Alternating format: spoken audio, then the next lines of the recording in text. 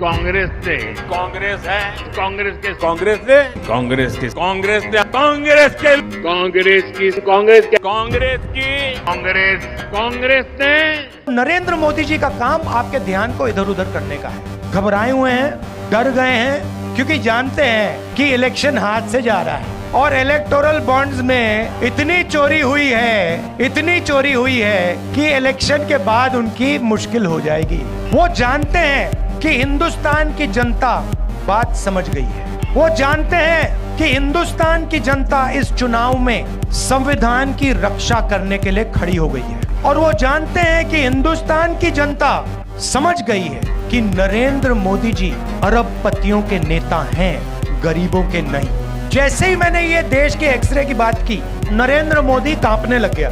तो एक के बाद एक झूठ बोल रहा है, मगर इस बार नहीं निकल पाएगा। लेकिन मैं हैरान हूं, उनको इतना सबसे बड़ा ओबीसी नजर नहीं आता है कि अगर मेरे देश में सबसे बड़ी जाति कोई है तो एक ही है, वो जाति है गरीब। जैसे ही मैंने कहा कि देश में जाति जनगणना होना चाहिए, देश का एक्सरे होना चाहिए, दूध का दूध, पानी का पानी होना चाहिए, नरेंद्र मोदी कहते हैं हिंदुस्तान में तो कोई जात है ही नहीं, दो ही जात हैं, एक अमीर है और एक गरीब है। अच्छा, अगर दो ही जात हैं तो भैया आप कहां के ओबीसी बन गए?